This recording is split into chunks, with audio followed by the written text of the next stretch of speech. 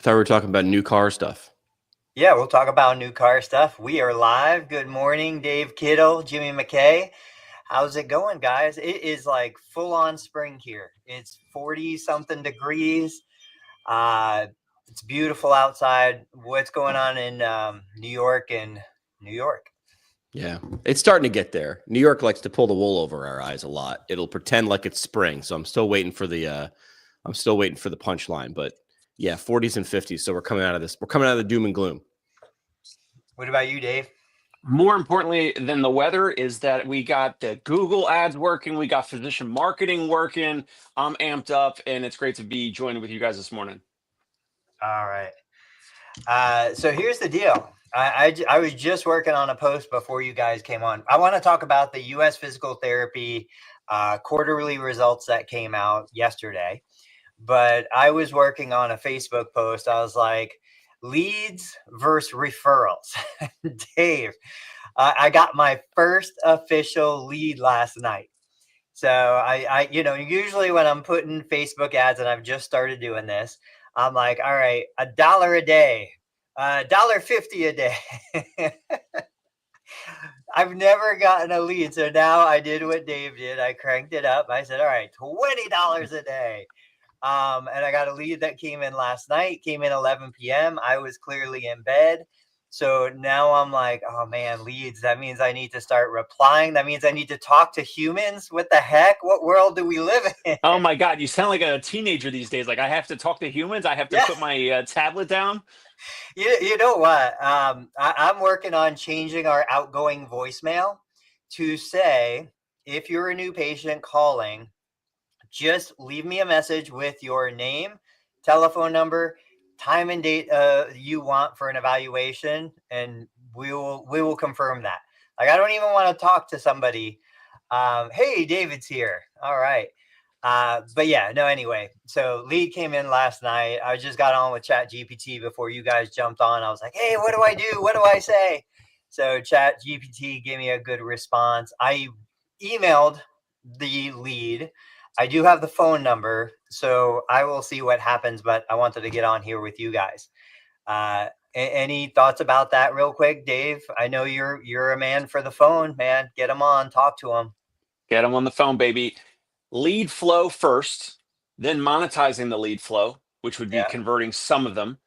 And then kind of like either they stay with the core service, they stay, you kind of move them into some of the insurance-based physical therapy or whatever, but, or maybe it's you monetize the lead flow by doing insurance PT, then referring them to the SoftWave or whatever the self-pay service is. But yeah, lead flow first, right? So I need to see X amount of names and numbers and folks coming in, making sure that the ad works and, people are opting in and all that. So yeah, got to get them on the phone if you're trying to sell something for $500 or whatever you're selling. Did you get a chance to see that post I shared where I said I was focusing on patients who they have to do? I commented on it on LinkedIn. Let me pull it up. Yeah, I didn't like it. I don't like it. Yeah, tell me why. I figured most therapists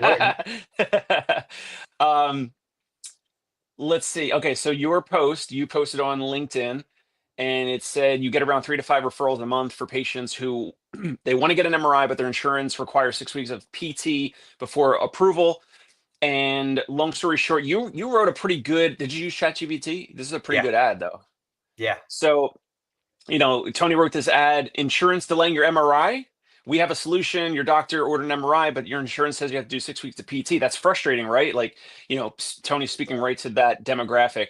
And Tony said, if you take Tony's route, if you contact him, if you go to his clinic, they have a proprietary evaluation process that might qualify you for an MRI in just a few days. If PT isn't right for you, Tony and his team will generate a detailed report to justify your MRI in as quickly as 24 hours. I'm curious as to how that's even possible when you have no say in the insurance decisions. If PT is appropriate, Tony and his team will start treatment immediately so you can start feeling better now. And I commented, the problem with this type of patient is that they are not your ideal clientele. They won't ever become a raving fan, most likely. and therefore they cannot assist you in any word of mouth marketing. So, Tony, what's the point? You talked about in the post trying to meet the people where they're at. Yeah, Um, you can't meet other populations and other avatars where they're at. Like, of course you can, right? So why sure. wouldn't you go after people who have failed a bunch of procedures and all that, and they've never tried SoftWave, and they're like, they're not looking to do PT, but they're like, I'll pay $500 for SoftWave, and that person is not looking to just use you to do the insurance hurdle to get an MRI. Yeah. So my reply, and to this community, I'll be more direct. My reply there was more the politically correct thing to say. The reality is, it's the lowest hanging fruit. It's the easiest thing in the world. Like, I literally use HippoScribe as my AI scribe. A person like that comes in the door. I'm not expecting to do a full plan of care. If I can, like, sense any interest in doing more, I will. But guys, I've been in this 20 plus years. Like, this is a situation where they're scared. They expect me to paralyze them. They can't even believe that their insurance company is refusing to do an MRI. How can you treat me if you don't know what's wrong with me? Guys, the reality is the MRI isn't going to give me anything useful. But I'm not going to change their religion. I'm not going to change their political view, and I'm not going to Exactly. change their perspective on what they need. But what I can do is I can scratch that itch. I know nobody wants to see these referrals because therapists want to treat patients. There's a need in the market there. So come to me. We'll spend 20 minutes. We'll talk. I'll identify all of the concerns. I'll identify the case history. I'll get everything we need. And assuming it's true, I'm going to say you are not an appropriate referral for physical therapy. I'll give the reasons why you're not an appropriate referral for physical therapy. And in my experience, almost every single time, that's all the insurance needs was justification. You went to a physical therapist. The physical therapist made the determination you are not a therapy candidate. And then you go get your MRI. That's what the surgeon wants. That's what the patient wants.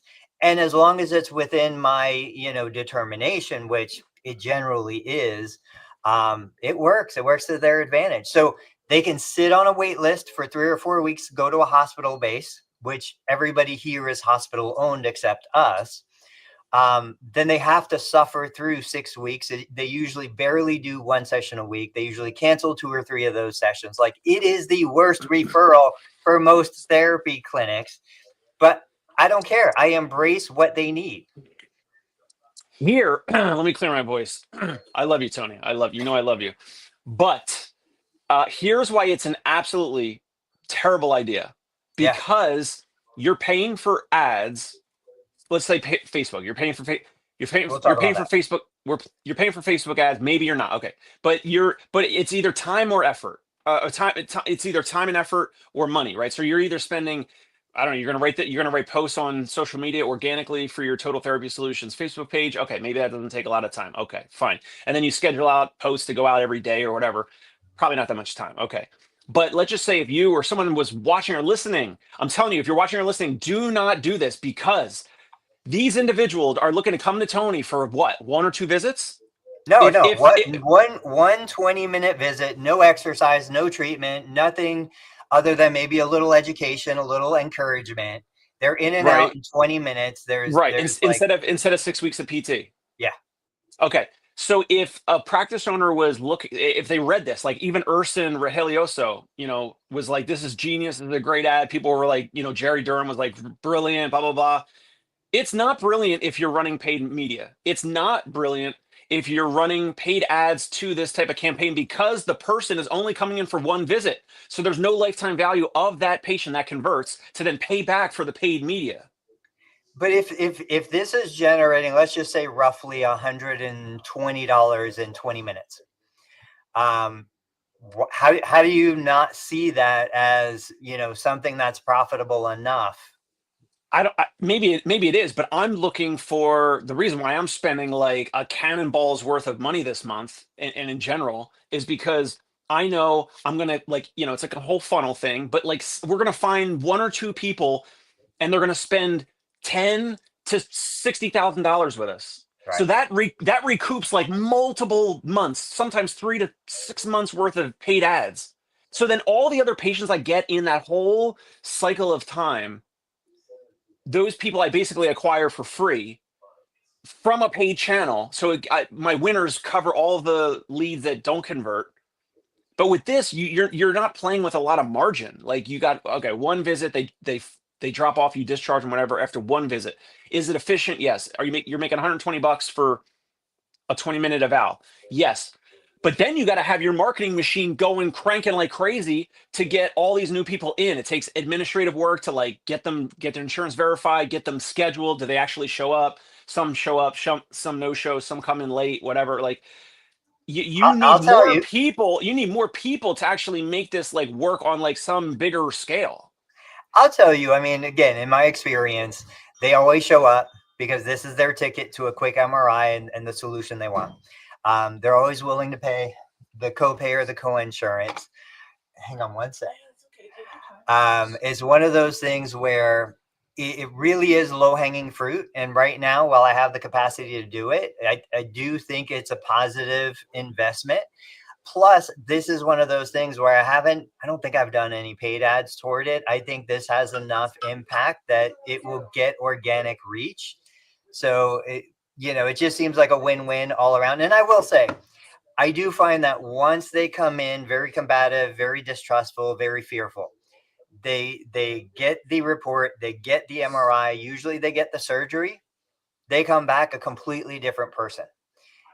So when they do come Okay, so back, that is where the lifetime value of that person is expanded if they come back to you for some of them, post-surgical rehab. yeah, So some of them, yeah, some like of them. what percentage? 50, 25? Oh no, yeah, I would say more in like the 20-25% come back for follow-up care. So like the rest of them, they go to some hospital-based No, they outpatient just clinic? don't go. The rest of them have no interest ever Okay, in doing so therapy. it could be almost a lead generator to get more post-surgical clients, but you have to wait so much, like whatever amount of time, weeks or months, for them to be, reactivated after the surgery. 25% of them come back in.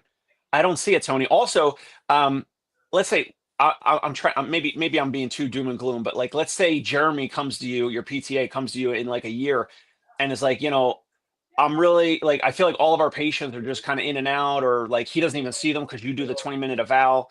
So, my, am I wrong by judging or assuming that the folks that are coming for this would not be a great uh, patient that feeds your culture and your environment, like the Cheers type patient, your older patient who reads the joke books, and why other patients want to come and they all talk to each other? Does the person that you're attracting with this potential ad and this approach, do they fit into that culture in your outpatient office or no? No, not generally. And this is, to Samuel's point, like, yes, there's a potential for post-op referral coming back. They usually do if they're going to do therapy.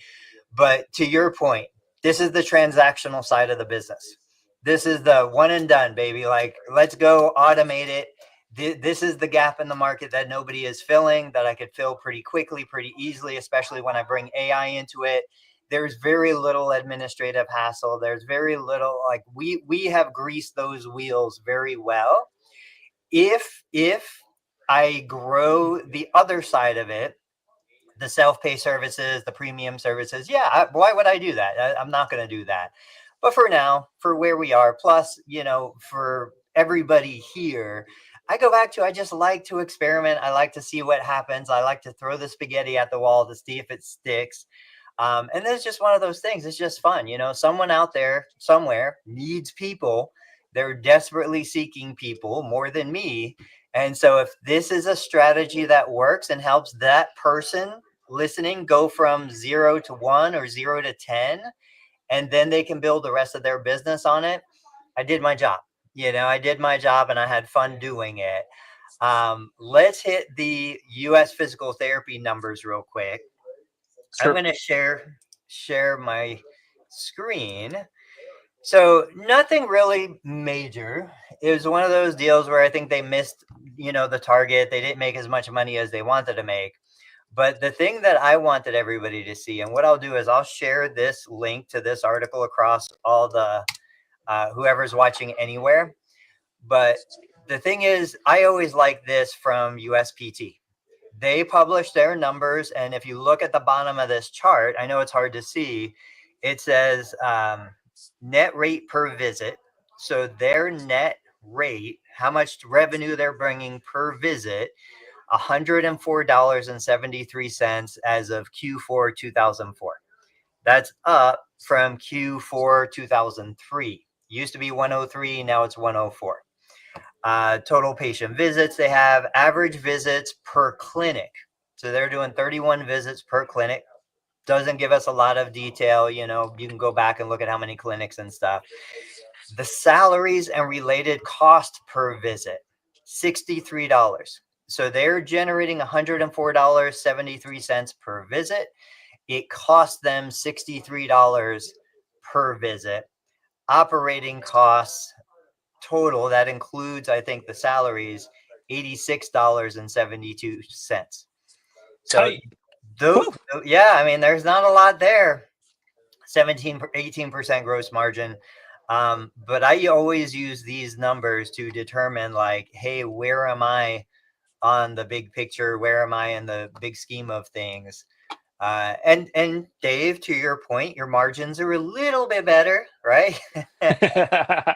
But this is a big company. I mean, they're doing 1 million visits like in a quarter, 1.4, I think, million visits in a quarter. So it's all relative. I just like seeing this and saying, yeah, I'm probably better than 86%. Like my cost is less than 86%, but not much. I mean, we've got some serious thin margins even in my business. I'm having, I think I mentioned it a week or two ago, but I'm having more physical therapists reaching out to me about how to, or the prospect of us kind of all grouping together, almost like a Jeff Moore type approach with Onward Health.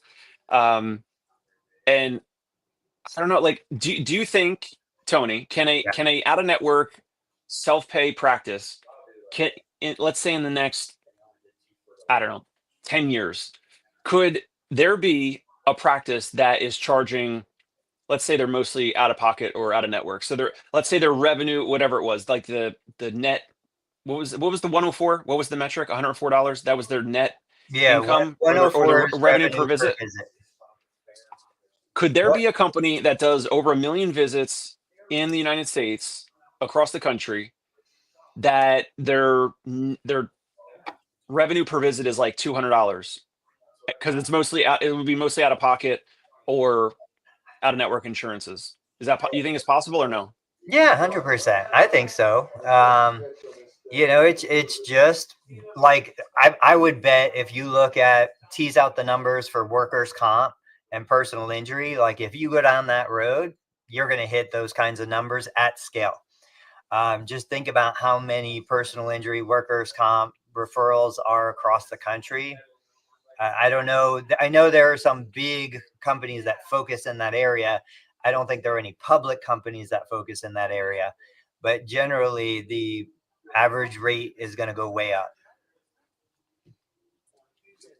I gotta admit, when I worked outpatient ortho, a couple of different jobs years ago, I was not a fan of the no fault MVA workers comp type population, because they'll say things like, oh, well, I'm 10 out of 10 pain. Right. My lawyer told me to say 10 out of 10 pain no matter what.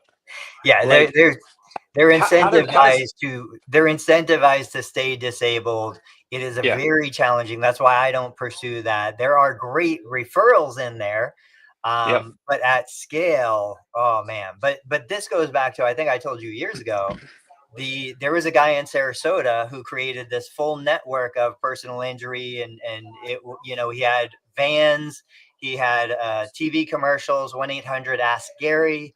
I believe it, was a network of chiropractors and lawyers and all of this stuff. And he owned like the most expensive house on Siesta Key. There's huge money in that if you're willing to go down that road. And it goes back to these individuals need services just as much as everybody else. His son, I'm pretty sure this is the same family. His son went on to create the Siesta Key MTV Live, show that aired, the reality show. So it's a small world. Real quick, they also said, I thought this was interesting. Let me bring this back up. Shoot, hang on a sec. There you go. Okay. Okay, perfect. It says we continue to work on the cost side of the business, which is largely people driven, i.e., we need to bring down salaries. We're not paying for all these people. That's the problem, right? Because if you're able to, like, there's like mine and other cash practices or out of network / self-pay or whatever you want to call it. You can charge whatever you want to charge, and therefore you can pay whatever physical therapists want to make, assuming that they're great and they have great clinical chops and they're motivated and they're hungry to treat patients and treat patients who want to be treated and get better. And then some of them pay cash pay services or the modalities and the soft waves. Some of them you transition to remote therapeutic monitoring, which I'm not a fan of, but also remote programming, which people can pay out of pocket for, pay $2,500 for 6 months or whatever, and write up their programs and follow along as almost like a health coach remotely. That's another way to for self-pay. Says we're a people-centric company. This has proven to be our greatest challenge. Of course, we are a people-centric company, and this has proven to be our greatest challenge. And one where we are not yet satisfied with our results. To that end, we're piloting several initiatives which we believe will be impactful on cost and labor efficiency. We expect 2025 to be solid growth with these initiatives, continued record demand for our services. We can't afford to pay the humans that want to be in our business. Get out of here. AI is going to replace you. Automation is going to replace you. I don't know. Maybe we see government workers that have been fired over the last couple months and future months. Maybe they're going to become available. But you know what? I don't think any of us want to hire an angry government worker to come work in our business either. So I don't know where the humans are going to come from. A government worker who happens to be a physical therapist? No. I just mean with all the cuts and all the downsizing, and we're going to see 1 million available IRS agents and other government workers who are now unemployed, but I can't afford to hire them. Yeah. Well, so my takeaway with that last paragraph you shared with the report is that, I mean, this is USPH. They're an in-network insurance-based model. So there's a cap on it's like a broken record. There's a cap on the insurance payment. And so therefore there's kind of like a ceiling or a cap on what they can pay their therapists. I kind of find it wild that year over year, I mean, everyone knows it's an issue, but it's like, how can USPH be in existence in 10 or 20 years, or any of these big companies? Is it possible? Because what are they going to do, Tony, when like people, like everything, it doesn't matter who's president or whatever, like there's going to be higher cost of living, rent, the new car that you just bought, that's going to be more expensive in 10 years, like rent, housing, eggs, milk, everything, utilities, everything's going to be more expensive in 10 years or 20 years. So liability insurance, license credential, everything's going to be more expensive. So how can a big company like this, they're just going to continue to get compressed until what happens? I think they're going to go the route of airlines. They're going to go to a Frontier and Allegiant. Like, you're going to get charged for every piece of TheraBand. You're going to get charged for every washcloth. You're going to get charged extra if you want me to wipe down the treatment table. every electrode, or you can use the same electrode that the last 20 patients used for free. No, I do. Like, so yesterday I shared the videos about Joseph Lowe, friend of the podcast. He's got these resistance tubing sets. We buy them from him, get a group of 5 packages, and then you resell them to the consumer. And I think it's just, I'm working on the email sequencing right now. So you book an eval with me for tomorrow, you get a welcome email. And within that welcome email, you get a link to buy the equipment you need for your physical therapy. And it's a $30 to $50 purchase. You get a 20% discount if you buy it before your initial evaluation. If you click on the buy link, you pay me. I'll have it ready for you when you arrive. And then this is the equipment you're going to need to do your therapy. Like little things like that, I think it's not huge, but at scale, if we can add a $5, $10, $15 profit to the visit, I think that's where you're going to make up the margin. But just, we can't give away all the stuff that we've given away for, the 100 years we've been a profession. How long have we been a profession? We knew this number at one time. I don't know. Jimmy, Guys, where you at? if you're listening, if you're watching, comment. When did physical therapy? Was it reconstruction aids? When did we get established as a profession? Tell me in the chat. Since you're in the premium world, you want to talk about the car buying experience and maybe what we can take away for physical therapy? Absolutely. All right. When was the last time you bought a car? We just got a new car lease last year. I forget which month, but in Okay, 2024. so tell me about it. Why did you choose the car you choose? What was it like going in there, signing the paper, like the good, the bad, the ugly? Yeah, our previous lease, I think, we went from Buick First, Encore. why do you lease instead of purchase?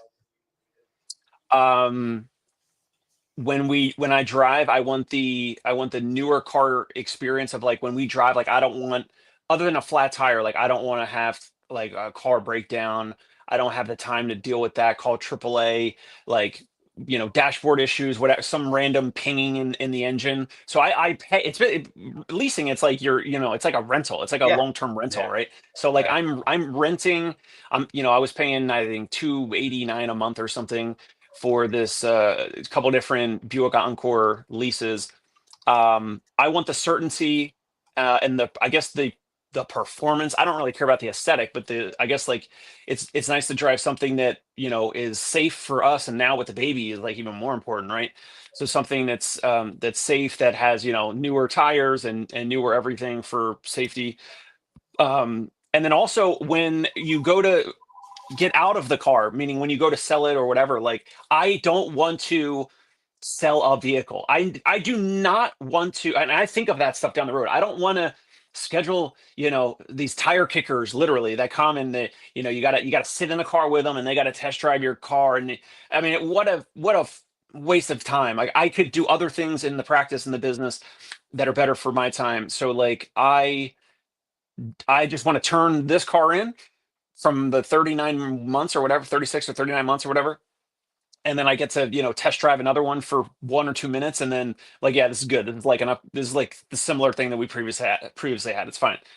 So does that make sense? I pay for like some of the safety features, something Yeah. that's newer, something that is a certain size so it can fit in our garage and, all that type of stuff. So, that's why we do financing and lease instead of buying outright.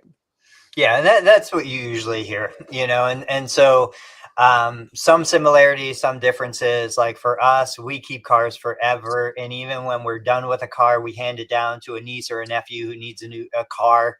So I had my 2005 Acura for 15 years, and then I gave it to one of my nephews. I had a 2001 Highlander, and then I gave it to one of my nephews.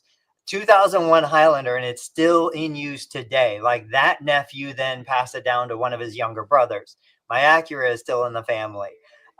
So like with this experience, and I always think, okay, what can I take away from my physical therapy business?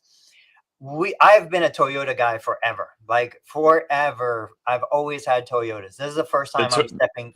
The Toyota way. Yeah. First time I'm stepping out of Toyota. And so with that, I'm like, all right, we're looking, you can hardly find a good used car anymore. I don't mind the maintenance. I don't mind the other stuff. So for us, it's affordability. I was looking to give my 16-year-old my Highlander, which was a 2010. And, you know, a wave of Subarus came through our family recently. And I was like, okay, well, let's go check it out. Like, it kills me that I'm buying a Subaru, but I don't want to pay the premium for a Toyota or, you know, either. So we go out, we check it out. I went back and I looked. I started at the end of December looking at cars. That was the first contact with the Subaru sales rep, the end of December. Then, you know, we step away, the holidays and all the other stuff. We get a couple text messages back and forth. He was the most laid back, chill, no pressure salesperson I've ever met. But it all got ruined by his finance guy. And that's what I want to talk about. So I go in there, we take a look, you know, we test drive 2 or 3 cars. Not really super impressed. Plus it was a 4.9% finance rate. So I was like, I don't want to pay that much money right now. So we put it off, back burner. Now my kid's doing more activities. We're like struggling to handle 3 drivers with 2 cars. The pain got enough for me. This is the thing. It had to become painful enough that it pushed me back into the dealership. The dealer did nothing to bring me back in.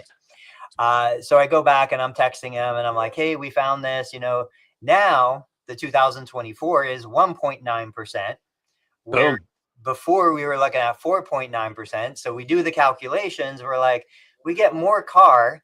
It's got a more reliable history on the 2024. They made changes for the 25. All right, we go in. We're like, we're going to come. We're going to buy it. We sign the papers. The guy puts me into the finance department. My guy, the sales guy, chill, relaxed, totally calm.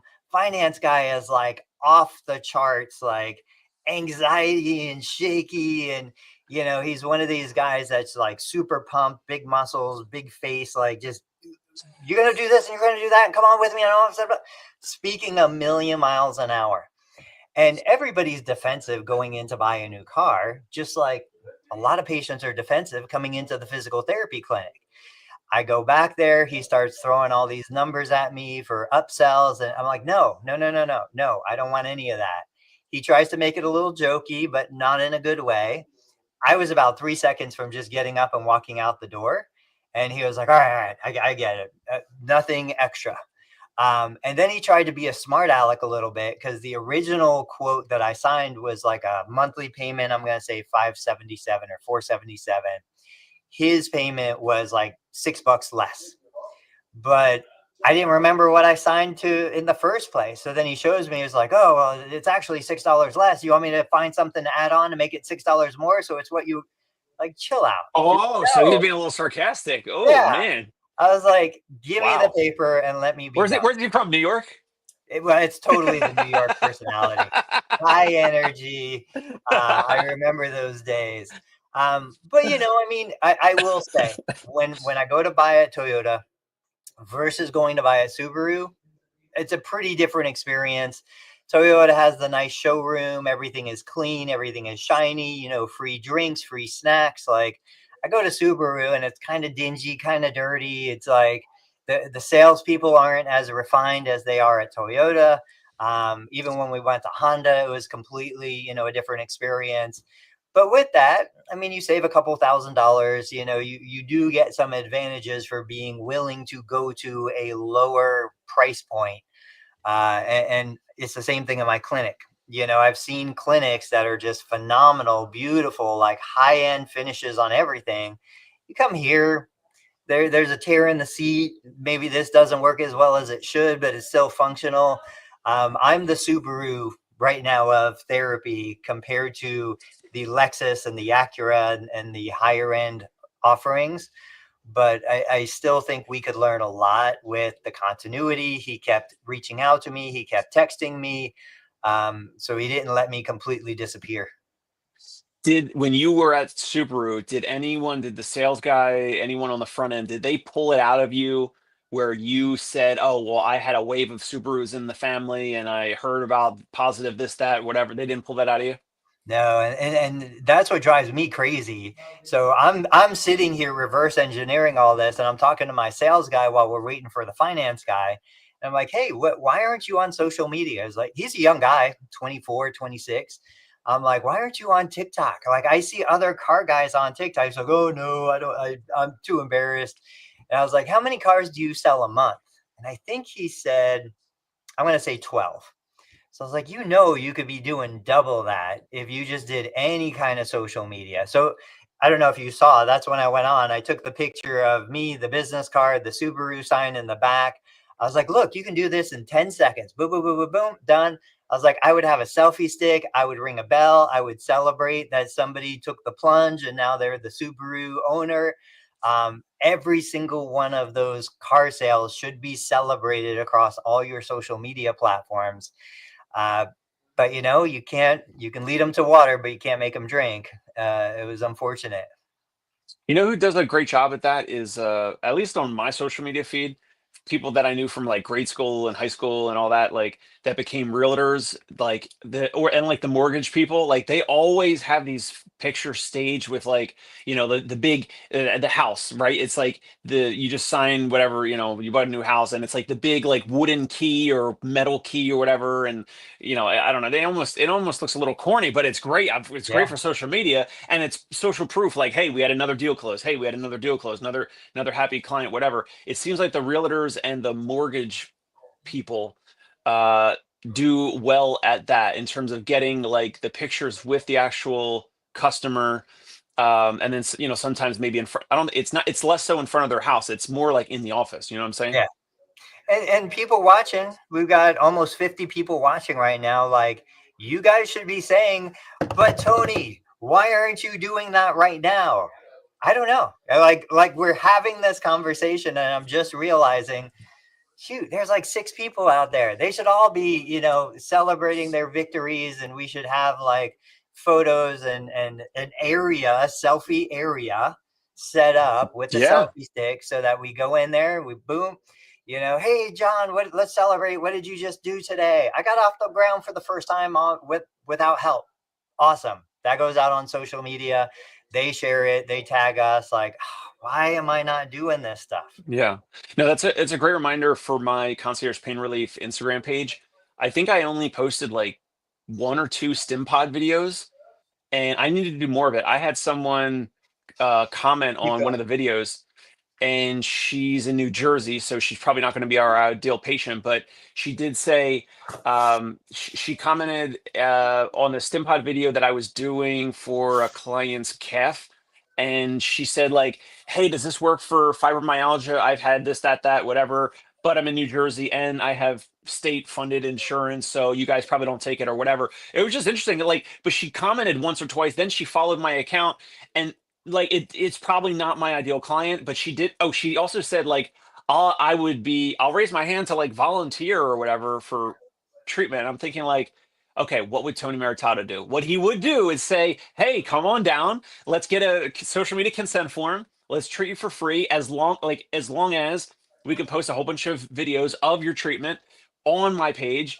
And then the more of these StimPod videos that I post on social media, eventually we'll get more and more people that are reaching out that are like, hey, that looks like it's for me. I've tried this, that, nothing else has worked. And can I try it? And how much is it? And it's okay if my insurance doesn't pay. And then I'm like, that's music to my ears, because when someone calls in and they're like, do you take United Healthcare insurance? Or if you don't take it, how much is it? How much do you guys charge? And like, that's my ideal client, someone who says that Yeah. exactly. But anyway, Tony just if you're listening now, if you're not watching, Tony just grabbed a box. Are we doing an unboxing live? No, but I guess I could. I don't know if you can see it, Blaze Pod. So All right. Dr. Bo might still be here. I've never used Blaze Pod, so I just got this from them. Let's do it real quick. You let me know. Are these small enough to do mobile visits, or are they kind of heavy and bulky, or you got to have a bag? They're totally small enough to do mobile visits. So each one of those is one Blaze Pod. There's 3. Let's see. I'll tell you in just a second. We are doing an unboxing live. There we go. These are the discs that hold them in place. And then this is the actual devices. Give me just 1 minute. So here's the case that they come in. And then I think there's 4 or 6. I think there's 4 of them. inside here. So you guys are going to see a ton of content coming out for this kind of stuff. I committed to doing YouTube Live, Instagram Live, and TikTok, developing programming for Blaze Pods specifically for my kind of target demographic. But let's Are the go ahead. real quick, are the Blaze Pod, is there research around that for it's like coordination and reaction, and is there research around that to help folks with like, is there translation to like memory and like recall or longevity or like brain health? Like what's the main component? Why would someone, you know, use that for folks like that have Parkinson's or something else? That I don't know. I know there's, you know, the Rocksteady program for Parkinson's that they also can use these for reactive time, and I've only known them in regards to athletics, speed, reaction time, change of direction. I've seen videos with geriatrics using them. I can imagine, like, even just the matching game, you know, like Simon says, you play a pattern and then you follow that pattern. That's a great question. There's a ton of stuff like that. I don't have to get off. I thought I did, but I just realized who came in, so they're good. All right. You're at the front desk right now. Is this the front desk? Yeah. I'm at the front. We're doing this live show. Tony's got patients walking up to him, and as we're talking, I love it. It's great. And the phone's ringing. The office is buzzing. It is. This is the reality. Yeah, Bo's here. Bo, do you have Blaze Pods? Do you use them at all? What are your thoughts? I'd love to get some feedback. The other thing that I came in wanting to discuss, I'm looking this up right now because I took a note for us. Oh, the Mr. Beast Feastables. Have you followed, like, Mr. Beast has exceeded $1 billion in value. Have you followed any of his new discussions or interviews? Zero. I have no idea what's going on with him, but okay, always fascinated for sure. Yeah, super interesting. So Mr. Beast, biggest YouTuber, he signed I think it's $150 million deal with Amazon to create a game show. It was a really good show. My kids were watching it. I watched it. He talks about his products, and he is like, by far the chocolate bars are the most successful product that he's done. The hamburger deal was kind of a mess. It fell apart, and some of the other things. But the chocolate bar, what I thought was so interesting about this was he said, I want to create a healthy chocolate bar. And his first chocolate bar, it was like lots of dark chocolate, very low sugar, really high quality ingredients, and it was a complete failure. Nobody wanted to buy it, nobody liked it. So then he reiterated on the formula, more sugar, little lower, you know, dark chocolate and other good things that he had. And he was like, the reality is I had to come to a decision where there was what I wanted to deliver and what the consumer wanted to purchase. And those two things were not the same. And I think that's what we see in physical therapy all the time. It's, I want this, but the consumer wants that. And so how do we find a compromise between that where my value exceeds what they're paying, their value exceeds what I'm receiving? But to see him come on and talk about that candidly and be like, look, I had no idea what I was doing. He also said when he didn't know there was a packaging engineer. So when they first created the box and the packaging, when you open it and put it on the shelf, once you took the first bar out, all the other bars would fall and crack because the packaging was poorly designed. He didn't realize that when you get a bar made, you have to have these break points in the bar, like a Hershey's bar, or else everything just shatters like tempered glass. And I was just thinking to myself, like, how is this guy with so much resources and money, how is the company that produced the original bars not telling him this stuff? But this is the reality. He's dealing with the same challenges at, you know, $1 billion valuation that we're dealing with at, you know, a fraction of that valuation. I just love hearing those kinds of stories. Yeah, I didn't hear all that, but I did notice that he's lost a lot of weight. He looks thinner and fitter than ever, right? So like is there he must have did some type of, I don't know, change in his health, and that is that why he wanted to produce some type of a healthy chocolate bar? Is that it? That was part of it. He and another YouTuber went through like this challenge together. They hired personal trainers. They made a commitment, and he said he was working out no matter where he was on location. I know he also did some experimentation with fasting and with changes to his diet.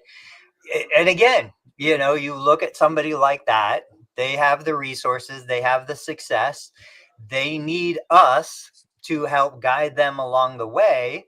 And do you really think it's going to matter if you're charging 150 or 300? Like, they're going to pay whatever they need to pay if they believe you can provide them with what they need. And I was just listening to Dave Ramsey. Dave Ramsey was saying, you know, he's not a big spender, but he was like, look, at this point in my life, in my career, when I'm going to buy something, I'm going to buy the highest quality something. I'm not going to buy something cheap, poorly made, just because I can save a couple $100. I would rather pay more and have the expectation and the guarantee that it's the highest quality and it's going to last. Dave is the highest quality of physical therapy. So when somebody's going to come to Dave, they're not trying to save $20, $50. They're buying the highest quality that they can get because they just, the money is less important than the experience.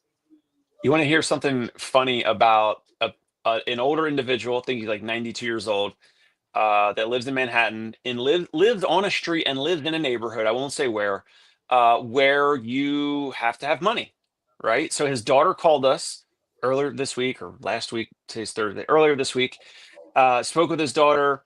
She loves everything about us. She's looking for someone who's like legit and licensed, and she got a referral from her nursing company. So the nursing company referred us, and long story short, this guy doesn't want himself, and he also doesn't even want his daughter to pay our rates. And we quoted, the 550 per visit on the weekends, 350 per visit Monday through Friday as the weekend price anchor. And so the daughter was, I kind of mentioned, I think the other day, like she was like, oh, that's kind of expensive, but I get it, blah blah blah. So the guy, the 92-year-old said, like, he didn't want to pay because apparently they used to have like a masseuse for decades, many, many years ago, that charged like $100 a visit. And the massage therapist decades ago, whatever, never raised her rates, which now that affects us somehow. And then I over text message, because I built a lot of rapport with this woman on the phone. Then over text message, she's telling me the update. And I said, you guys are using Provatus, this self-pay nursing and home health aid company. They're excellent. We were for patients to each other. And they are 100% self-pay. So I texted the daughter back and I said, but you guys are using Provatus, which is 100% self-pay. How does your father make sense of that? And she said, well, he hates that too, but he's unable to care for his wife, my mother, her mother. And so that's where I guess he justifies it or whatever. So it is wild that, like, even though I'm in like a great city that has some crazy amount of net worth for a lot of people, they have a lot of resources, all that, some folks still don't want to pay out of pocket for something that I guess that they don't want, like they need it, and some of them don't want it, but then we need to find the people that need it and want it. And it's just fascinating that, like, and It's you've all said it before. it's all psychology. Yeah, you've said it before. Like if someone's 80, 90, whatever years old, like what's another 5 or 10 grand at this point? Like, why wouldn't you spend it on your health and wellness? And I always remember you saying that. You've been saying it for the past couple of years, I think, at least. And I always think of that, and I chalk it up to, like, you know what? This type of person probably doesn't understand or care about their health and wellness, or at least that offering, that service or whatever, or they think like, oh, it should just be covered by Medicare if he's got Medicare or Medicaid or whatever. So I don't know. Any takeaways or thoughts on that? Yeah, the psychology of all of this is just so fascinating. Steve, let me see here. Steve Salinas, said he introduced this concept, which is basically what you're saying, which is look at private pay skilled nursing, look at private pay in-home care, compared to what we're afraid to ask for. Yet people are doing it all the time. I want to do parting shots, and this will be my parting shots. One of the biggest barriers to somebody buying something is this fear of, am I making a mistake? Am I going to look stupid? Is somebody going to call me an idiot because I could have gotten it cheaper? An interesting thing, when I posted the Subaru pictures, never in a million years would I have imagined so many people coming out and basically calling me an idiot for buying a Subaru. Not in those words, but basically I was like, wow, this is some weird stuff going on. So I think it was Tuesday, I talked about anonymous buying. I was like, I'm going to explore this more. If people are so fearful that they're going to spend money and get criticized for spending the money, if I can allow them to spend the money anonymously, meaning not anonymous between me and the client, but anonymous with everybody else in their family, I think if they can just click a button to purchase and not be judged, if I can deliver that experience, I bet I get a lot more purchases. And so I'm going to try to explore purchase this. of what? Purchase of what? I'm sorry. Whatever I want to, if I want to sell the, Shockwave, I don't want somebody to be judged for buying something that somebody else in the family thinks is a waste of money. I need to figure this out. I'm trying to work through this. Let me just see if I understand you properly. This would be like a little checkbox on the checkout page when they pay, and it's basically you're reassuring them like, hey, this is between you and I. And well, I don't get it. Like Not the really. the spouse is going to tell the whole family like, oh, John went and paid $500 for the Softwave, and he's still complaining of his heel pain. I think you said, like, weren't you in a situation where maybe an adult child was making the payments and said, don't tell mom or dad how much this costs? Oh yeah, happens all the time. Yeah, that kind of thing. Like how do I make that an easier experience for somebody else to pay the money, or the person paying the money just letting them do it without other people judging them? I don't know. I haven't fleshed out the full idea yet, but I do think what we've said, and I don't think it's fraud. I don't think it's fraud because we're not billing Medicare, but we've had sons and daughters that are 40, 50, 60 years old tell me, they're like, hey, me, or now my therapist, they're like, tell your therapist that if my mother or father asks about this service, the son or daughter that's 40, 50, 60 is paying for the 70, 80, 90, whatever year old. If they ask, can you just say that like insurance is covering it? Like the mother or father doesn't even want the son or daughter to be paying for it, and they are because of family, and they want to help them, and they want a certain level of service and some certainty and reassurance, and they like our Google reviews or what, like a whole bunch of reasons. So do you have any issues with that? Like, I mean, so we could say like, yeah, like like this is all covered by, Medicare, Medicaid, or your insurance or whatever, like your AARP secondary, like whatever. But like, we're not actually billing them. It's kind of funny. Yeah. So here's my parting shot. Think about yours. It's more about the psychology of the purchase than it is about the quality of the product.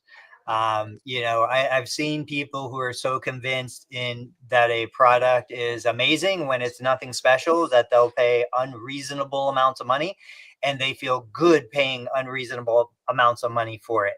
The psychology of the purchase is more important really than the quality of the product, as long as it's a minimum standard. What you got? Parting shot is, I don't think I can change any of their minds. Any of these people that have, hundreds of thousands, most of the time, millions of dollars, most likely in their portfolio and in their bank accounts or whatever. And they'll, some will still say, $350 per visit is too expensive, and I can find someone cheaper or whatever. And I don't think we can change their minds. I had a patient, I think last year, I was walking out. He's got some psychological issues, but he said it in front of his wife on purpose because he was, the wife set everything up, and there was some marital thing. But he said, I was like walking out, and he was like, he's like, I'm gonna find I can find a therapist that can do it cheaper. And I'm like, Okay. All right, Mr. Whatever. All right, take care. Have a great one. Like, go ahead. Like, because if I lose you, it's not going to make a material difference to me. Like, if you're going to make problems for me, like, I'm going to have my therapist treat you. I don't need to treat you. You think I need you, but anyway, it's wild. I don't think we can change any of their minds. So it's just like, hey, let's go back to marketing. Let's go back to physician referrals. Let's find more patients and clients that actually want what we have to offer, and they'll be willing to pay whatever we're charging for it. That's the parting shot. All right. New ideas, new concepts, new ways of looking at things. 8:30 a.m. Tuesday and Thursday. Check out the Dave Kittle Show, learn Medicare billing, and PT Pinecast. Dave.